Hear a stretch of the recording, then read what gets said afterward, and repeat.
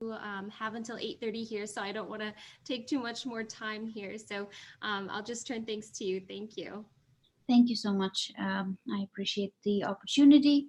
And I would like to start by saying that I know that we have a very diverse audience. Obviously, my talk is a very introductory talk, just to kind of introduce the terms used in interventional pulmonology, maybe talk a little bit about what are the reasons to get this particular test, or think about sending your patients over. I have to tell you in full disclosure that I am not a trained interventional pulmonologist myself, but during our fellowship, we do some of these procedures, or we are trained in some, and some of them you still have to go through a year-long fellowship program to be allowed to practice. Let me start by sharing my presentation. Okay. So with interventional pulmonology, objectives, very simple. What is IP as an interventional pulmonology, the components of it, and the uses? I think given the diversity of our audience, the basic idea is to introduce the possible utility of these tests or interventions that some of them we do have to offer here at WVU, actually in conjunction with thoracic surgery.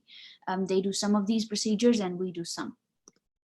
So interventional pulmonology, or referred to as IP as we move through the talk, is a subspecialty within pulmonology that focuses on minimally invasive endoscopic procedures. Now, ATS and ERS actually have a joint, very well-defined definition of this sub branch of pulmonology, the art and science of medicine, as related to the performance of diagnostic and invasive therapeutic procedures that require additional training and expertise beyond that is required in a standard pulmonary medicine training program. I have to tell you that not all pulmonary medicine training programs have some of these opportunities to train in these procedures and in these invasive skills. But thankfully at our institution as fellows, we were trained in some of them, and some of them, as I said, again, need that extra year of fellowship.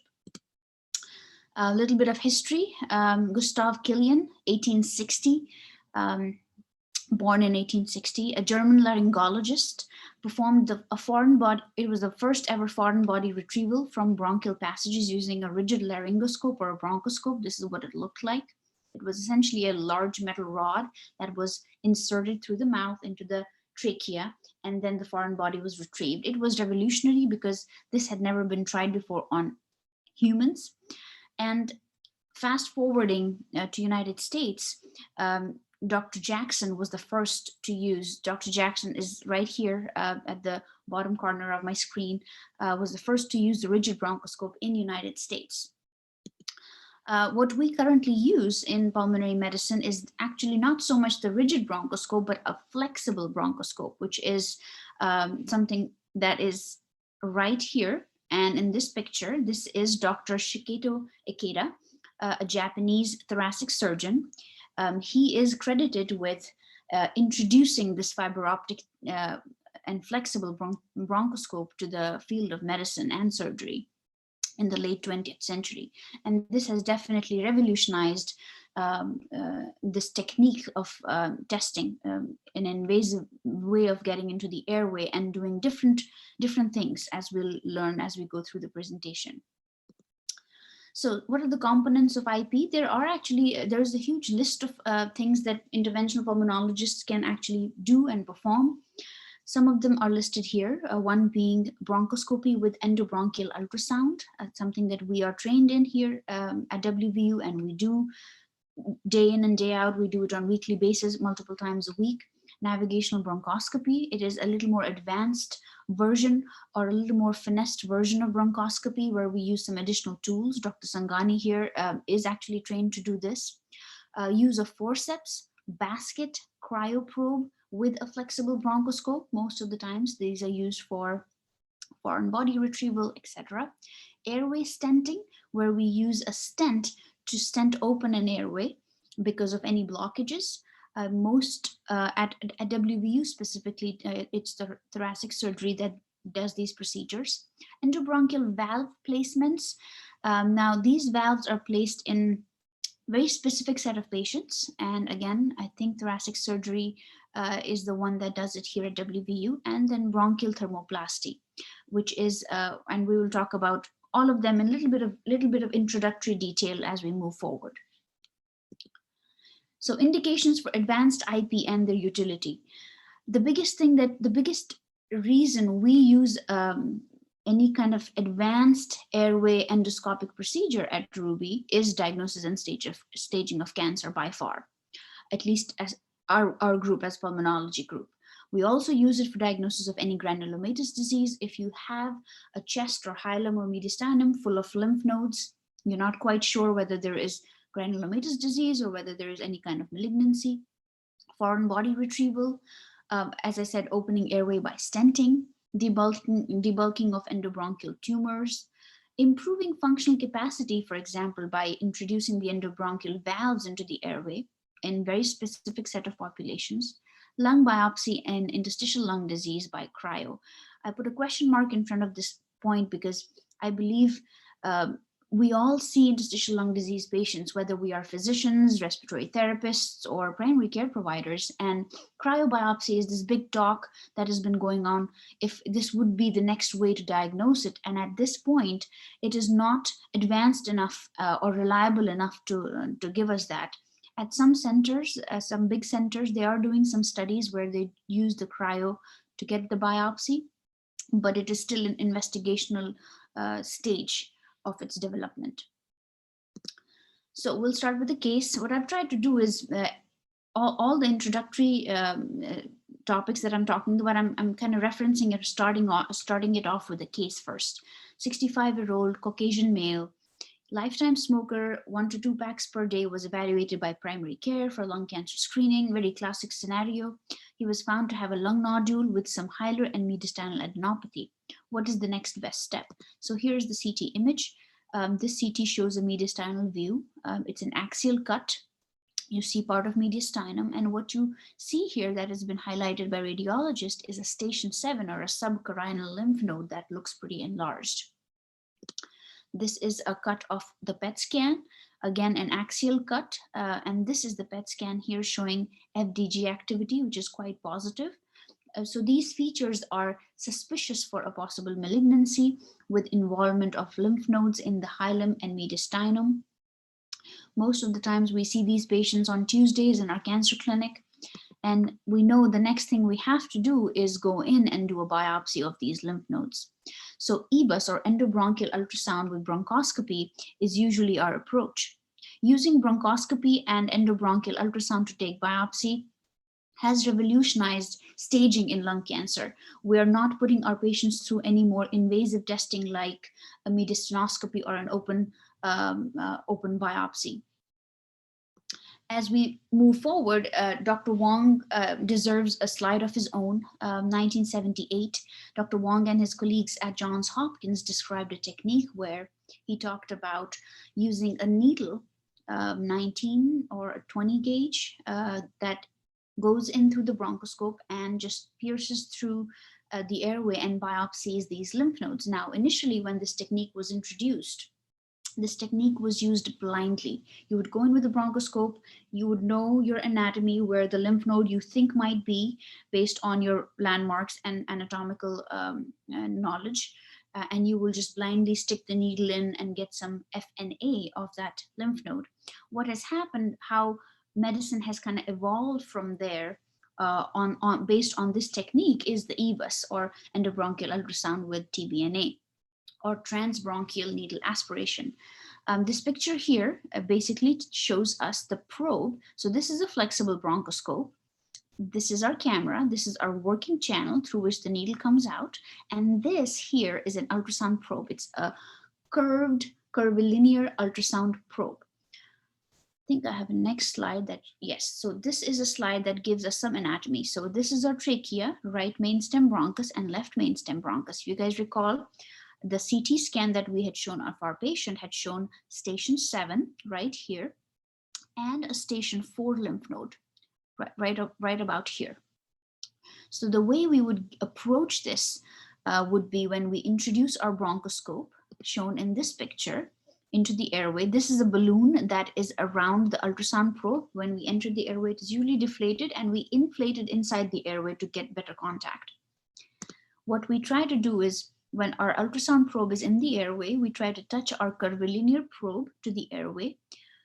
Turn on the ultrasound. With the help of that ultrasound, we can visualize this large lymph node.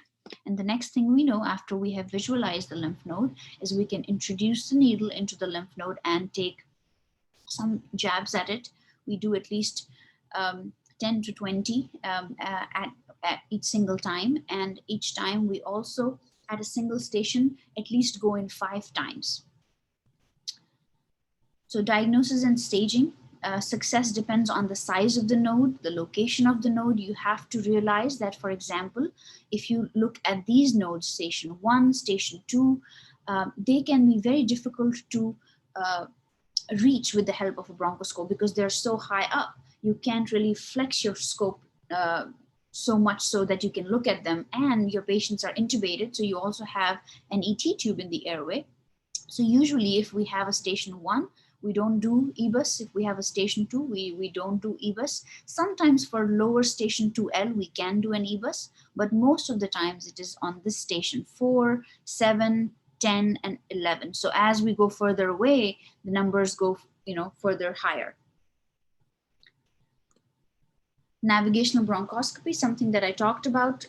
Some of our faculty here at WVU do this procedure. It is more of an advanced, what we like to describe it as a GPS like feature of doing a bronchoscopy. So in this technique, what additionally we do is we not only biopsy the lymph nodes that we talked about using the EBUS, we also can and we do go after that nodule that we're talking about. If there is an airway, a big enough airway leading up to it. For example, if there is a nodule here, the software that helps us with the navigational bronchoscopy maps out a path for you as to how can you get to that nodule. It maps it out using high resolution CAT scan. So you put a patient through a CAT scan. That CAT scan is uploaded into the software. That software maps out a path for you, and it literally gives you this pink line and tells you, okay, now here, take a right and then go straight and then take a left and then go straight. And when we do reach further down into the distal airways where you can hardly see anything, your approximation will tell you that, yes, this is where the nodule is supposed to be. We then put in a different probe into the airway called a radial EBUS, which is a rounded probe. It's not curvilinear. It's a round probe and a very thin one. And you can try and advance it along this GPS path. And once it reaches this designated area, you turn it on, you may be able to see that nodule, and you do the same. You put in a needle and you needle biopsy it. So navigational bronchoscopy, as it rightly describes itself, it uses a navigational technique to get you to more distal airway and to that distal nodule.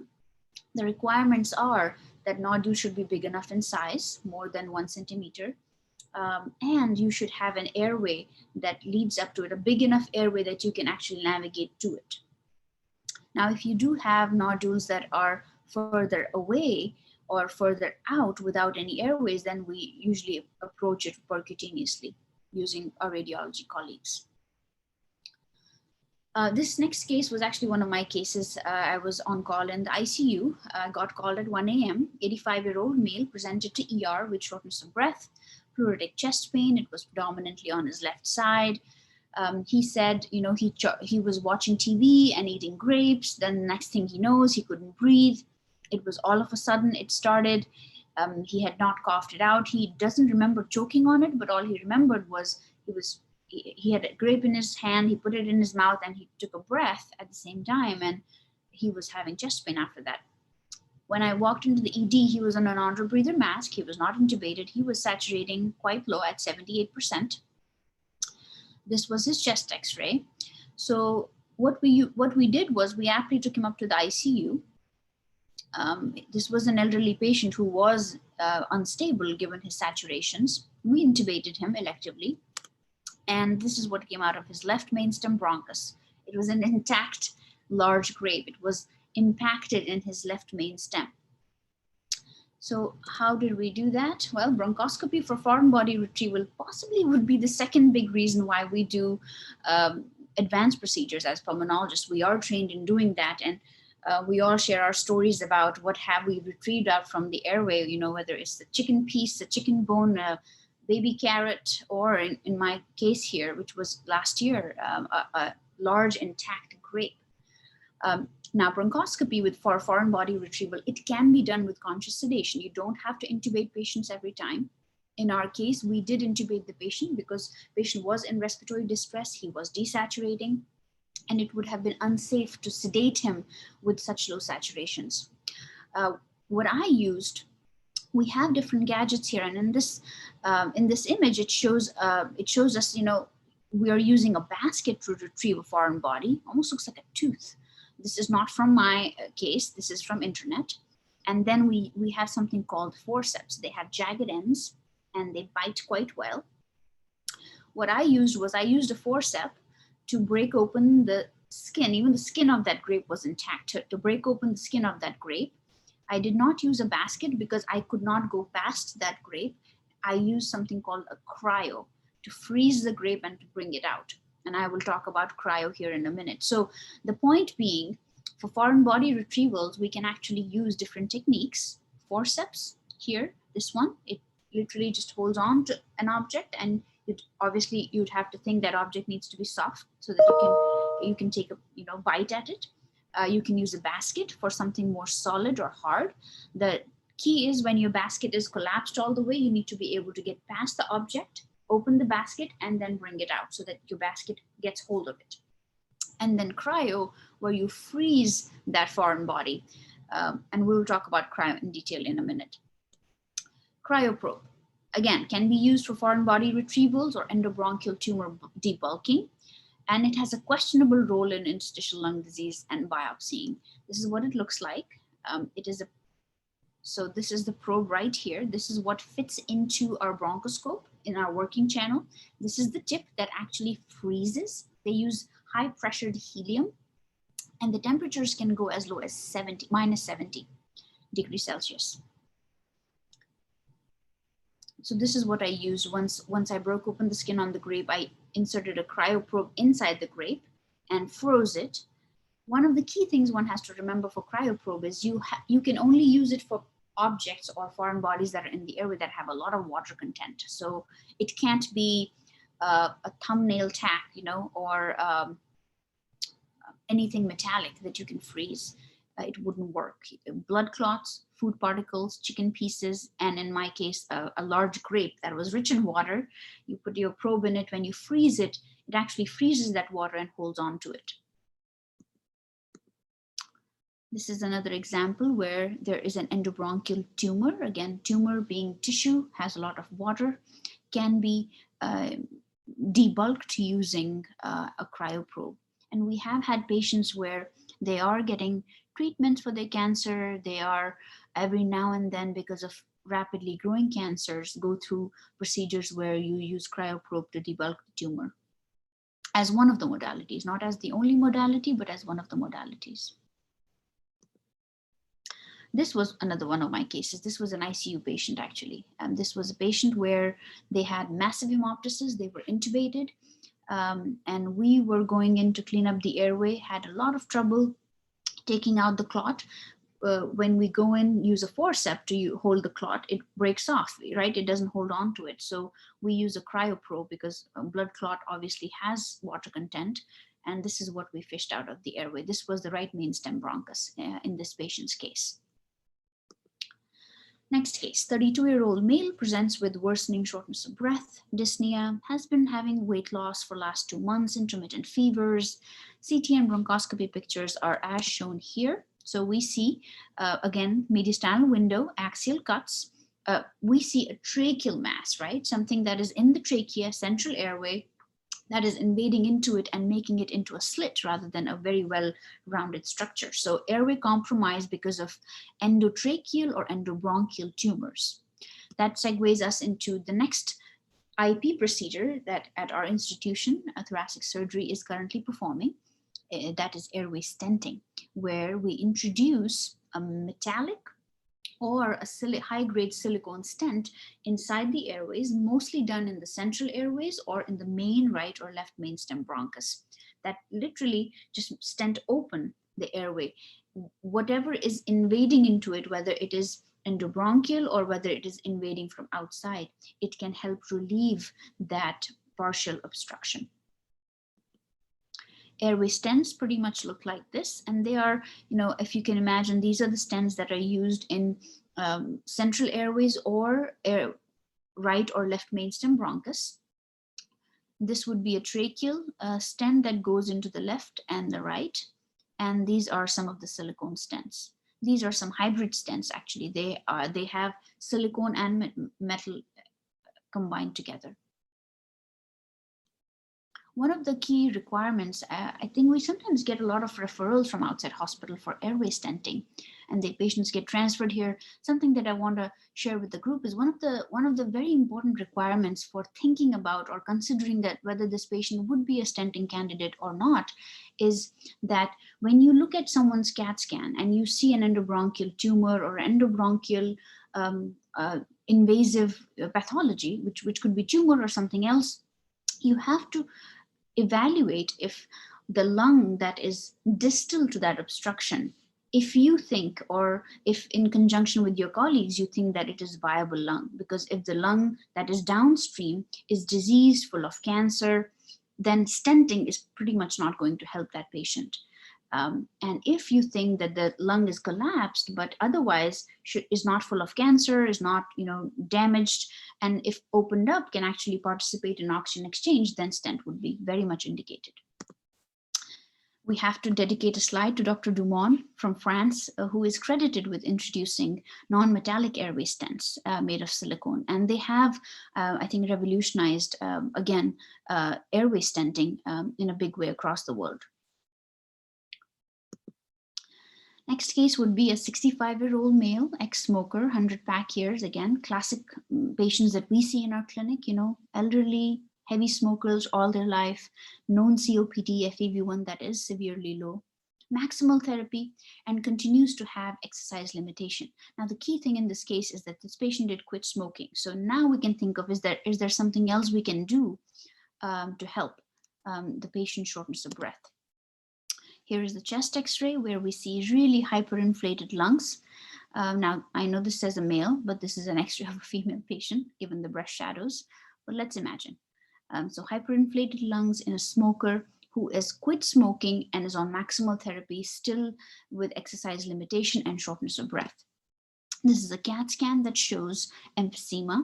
Now, this emphysema that we talk about has to be upper lobe predominant so that we can get into the question or option of endobronchial valves. Severe emphysema is debilitating in patients. It causes hyperinflation of the lungs. It's usually the hyperinflation and compromise of that exercise capacity that happens because of inability to exhale. Flattening of the diaphragms compromises your contribution from diaphragms in your breathing, and it causes worsening dyspnea.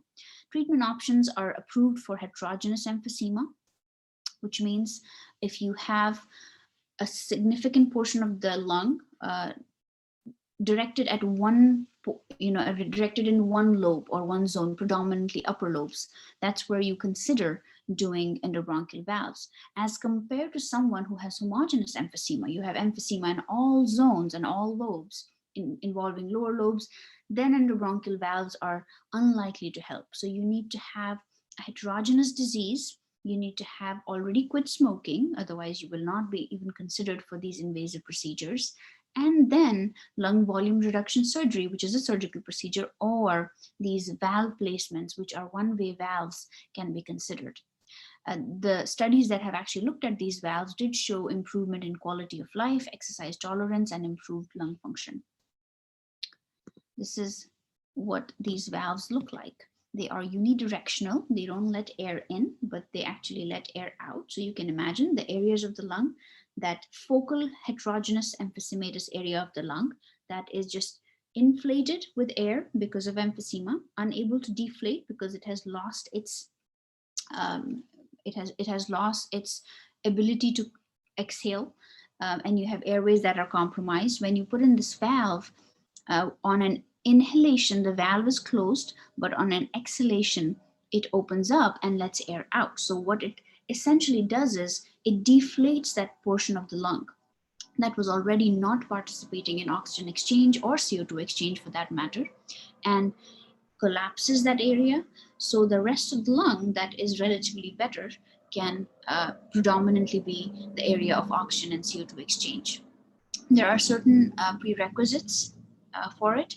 You have to again have heterogeneous emphysema. You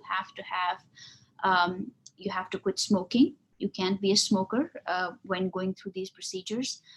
When these patients are evaluated, we look for something called collateral ventilation, which means the area of the lung that you are going to pick to block from these valves should not have any collateral ways of getting air in. That ways it would be a failure of procedure, because you would still have air moving into that area. And complete occlusion of targeted lobe after valve placement. 2 randomized controlled trials demonstrated clinical improvement in heterogeneous emphysema. Most of the trials have shown improvement in quality of life, and in a lot of patients, that is a big advantage, and that is something they are looking for.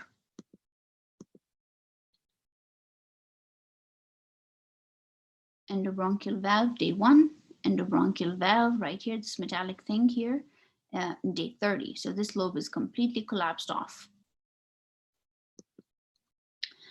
All right, 23-year-old female, severe persistent asthma. Now, this is a young female with very bad asthma on maximum therapy from the inhaler standpoint. And on top of the inhaler therapy, she is requiring oral steroids to control her symptoms. We are kind of segueing into our bronchial thermoplasty.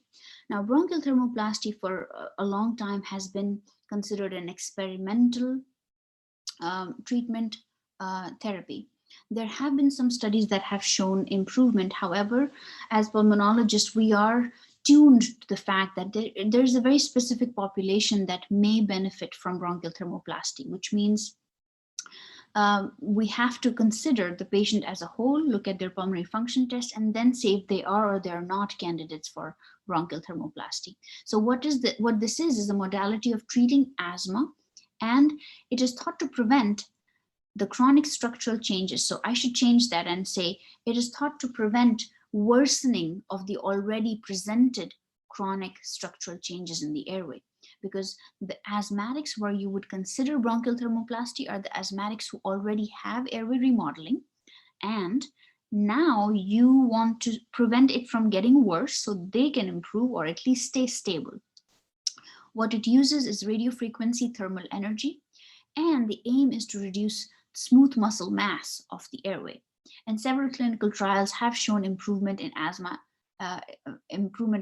related quality of life and number of exacerbations. I think the next picture here tells us a little more detail. So this is the healthy airway, right? We're talking about mucosa, we have our muscle layer. What happens in asthma, which is not part of COPD, is this muscular hypertrophy, right? So our airway smooth muscles get really beefed up. And that's why asthmatics, when they do get the bronchial spasm, it can be very difficult, because it's not just airway inflammation right here that you can use steroids and it'll improve. It is actually a muscle spasm along with airway inflammation. So status asthmaticus, that's why it can be very challenging and life-threatening. So patients who have had over the years severe asthma uncontrolled, are on therapy already, are non-smokers, and we know that they have gone from normal PFTs to PFTs that had some changes with SABA or albuterol use, now to PFTs that have no change with albuterol use and have fixed obstruction. These are the patients where we think that, well, in an asthmatic, you could say that they probably have really, really contracted smooth airway muscle. They have a really beefed up smooth airway muscle, and that's what is targeted in bronchial thermoplasty. What is done is you introduce your bronchoscope into the airway, and this probe here generates thermal energy, and quite literally, it burns off that muscle in the airway. It is done in multiple sittings. It is an airway traumatizing procedure. And the reason it is not so popular is because a lot of centers, well, when the studies were done, the results were not very, black and white. They were in the gray zone. What we have learned over the years about this is that if you have the right patient, a patient where you think that they are on appropriate therapy, they have fixed obstruction, and you think they are purely asthmatic patients, you could definitely try it. And it was approved by FDA in 2010. This is my last slide. This is pretty much a recap, and I know that there was a lot to lot to grasp, but again, because our audience is so diverse, this was purely an introductory talk for IP. What I want to mention here in this recap slide is that here at WVU, as pulmonologists, we do EBUS, or endobronchial ultrasound, with that transbronchial needle aspiration. We do it multiple times a week. We do navigational bronchoscopies to stage and diagnose cancer, lymphomas, sarcoidosis, etc. We do a lot of foreign body retrieval using cryo, basket, forceps. Thoracic surgery here does most of our airway stents and rigid bronchoscopies. We may start using or doing endobronchial valves in future. I know I have not changed this statement since last year, is because we are still, I think some of my colleagues are trying to get some of the IP courses done and be credentialed for doing the endobronchial valves, some of the thoracic surgeons too. And currently we are referring our asthmatics to UPMC for bronchial thermoplasty. Now, one thing that I definitely have learned over the years is that there are some smaller hospitals that are actually offering bronchial thermoplasty to patients. My request to the group would be, if you ever treat or see a patient who someone has mentioned to them they should get bronchial thermoplasty, always remember that these high-end procedures are better done at a center that is high volume, that is well equipped with a comprehensive team of thoracic surgeons, pulmonologists, and has actually done this for years, not a small community hospital. That would not be my recommendation. I think that's my last slide. Thank you so much. I will stop sharing my screen. Please feel free to ask any questions. Thank you so much, Dr. Zulfikar. That is some cool stuff. We really appreciate you presenting today. We did get a question in the chat asking if you are using any laser therapy these days. We used to, but I don't think for last at least 5 years, not to my knowledge, we have used. I think thoracic surgery sometimes uses this for debulking tumors, but our pulmonary group has not. Rahul, if he's still on, if he knows anything different, he could probably add to it. I think he is probably left for his clinical duties. But yeah, yes. I think he has hopped off. Yeah. I asked that question, Rafia, back when I did my training there, which has been more than 5 years ago at this point. That's what we were using it for in the pulmonary section. We did some tumor debulking, yes. Especially when Dr. Didia and Dr. Parker were there. Yeah, and I think right after I started fellowship, we have not used laser ever since. And I think there were multiple reasons. I don't think any of our faculty felt comfortable. There was some issues with equipment. So we have kind of steered away from laser altogether. There were some talks about reintroducing it, and that has not happened as of yet. Thank you. Thank you. Any other comments or questions or thoughts that the group wanted to share?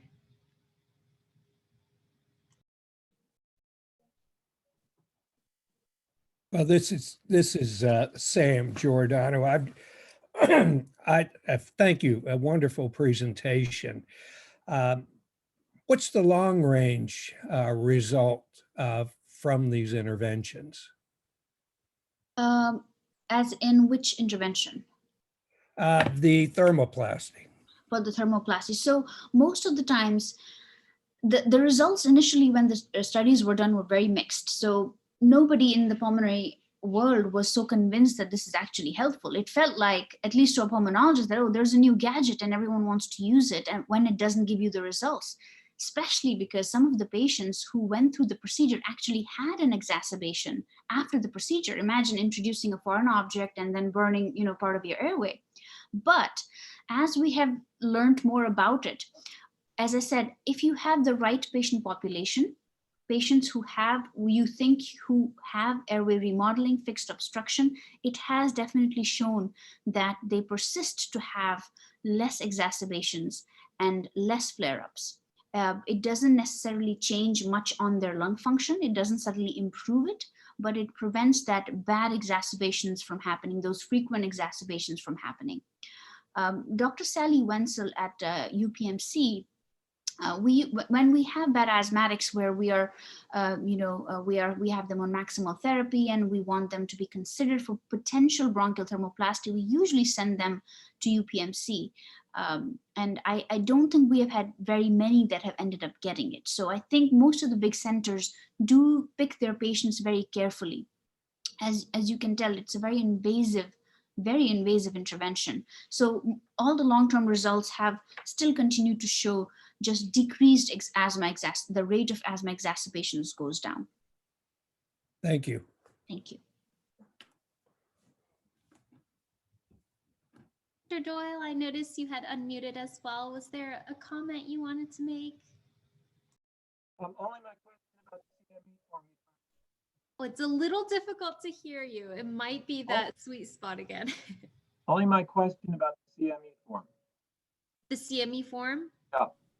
Yes, so Elizabeth has chatted in that link. It'll take you to another page. And so we are saying it's for new participants, but we're sort of advising everyone to fill it out just in case.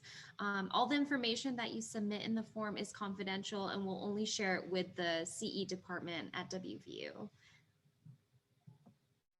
I wanted to thank the group for listening to me so patiently. I do have a commitment, so I would have to leave the chat. Please feel free to send me emails if you have any questions now or in future or at any point. I'm hoping that this list of things we do and don't do here at WVU will change in the future, hopefully improve. And thank you so much. Thank you. Dr. Zulfikar, I have a question for you, or Yes. actually a request. Can you hear me okay? I can, yes. It was great that Dr. Sangani was with us today. Yes. Dr. Sela is going to be talking about PFT interpretation in May. And according to Dr. Stansbury, Dr. Sangani is the person who teaches the fellows PFT interpretation. One of our long-term projects with the Appalachian Pulmonary Health Project and within this ECHO is to try to move toward an almost group agreement on best practice for interpreting PFTs. So we developed a guidelines for interpretation of PFTs that we use at Cabin Creek and New River, and we got input from this group about that. I would really, really appreciate you talk to him more than any of us. Although I did send it to him and discuss this with him. Sure. About 2 months ago. Okay. I would really, really appreciate it if he could be with us for when Dr. Allison presents, and that besides just sort of saying, well, this is what we do, to see how close we can get to an agreed upon approach, or at least an agreed upon approach, what is best practice, or if not that, what Dr. Sangani is teaching the fellows and residents and med students and RTs at Morgantown, and even better, if he has a handout that he uses with them, it would be great if he could share that with us. Absolutely. And that's it. Thank you. I will definitely try my best to join in, and I'm hoping if Dr. Sangani has no ICU or clinical commitments, he could join too. Actually, when I was a fellow, Dr. Petsonk usually gives us most of the lectures about, where did spirometry begin? And then he goes from there. But yes, definitely, I can try my best to join in. And I think for the handouts, we have a little ATS cheat sheet, so to speak, for our fellows that, I could share. That would be great. Thank you. Thank you. Thank you so much, Dr. Zulfikar, for presenting today. We really appreciate it. Thank you so much for listening, and I appreciate the opportunity. Absolutely. Thank you. We'll see you next time. You guys take care. Did anyone else have any other questions before we end the session, just to, have a discussion? We do still have about 15 minutes. I didn't want to end the session too early, but I can give 15 minutes back to your Monday morning. And as always, any questions that you have just in general about anything or for Dr. Zulfikar, as she mentioned, just feel free to email both Elizabeth and I, and we'll make sure to have them addressed as always. All right. Well, the only announcement that I have is that our next session will be on May 3rd, and Dr. Doyle will be presenting on the GOLD guidelines. So keep an eye out for that reminder, and I'll be updating, attaching the updated curriculum to the recap email today as well. So you guys can all check that out, and we'll see you guys next time. Thank you. Thank you so much. Have a wonderful day. Thank you. Bye-bye.